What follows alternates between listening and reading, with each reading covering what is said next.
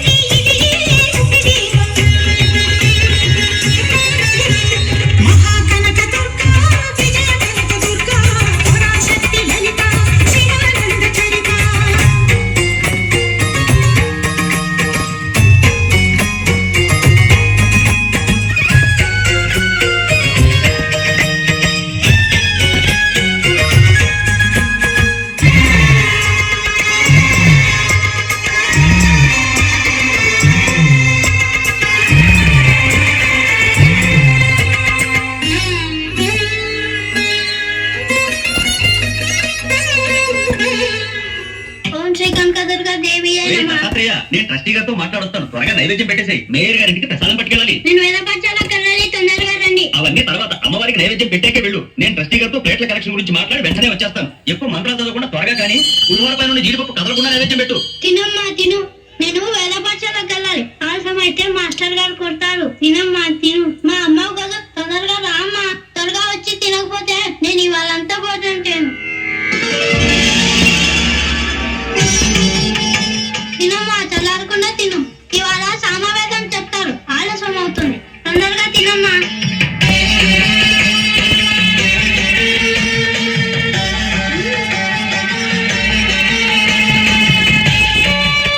బాగుందా?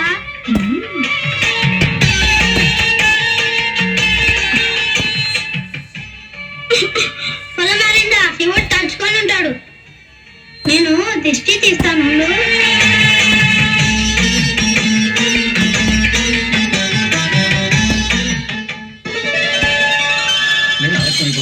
ప్రసాదం తీసుకెళ్ళాలి. ప్రసాదం ఏంట్రా? దుర్గమ్మ తినేసింది. విగ్రహం ప్రసాదం తింటమేంట్రా? నిజంగానే అడిగించింది. నువ్వు తినేసి అమ్మవారి మీదకి నెట్టేస్తున్నావా? ఏంటమ్మా నన్ను అవుతూ చూస్తున్నావు? కొడుతుంటే తిన్నానని చెప్పు. బొమ్మరేంట్రా సాక్ష్యానికి పిలుస్తున్నావు? మాట్లాడవా? తిన్నానని చెప్పు. తిన్నానని చెప్పు.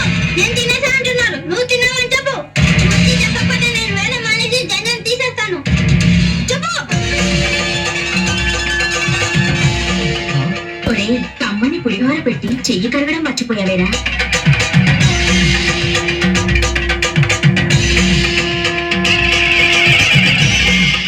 క్షమించమ్మా కనకదుర్గమ్మ తల్లి.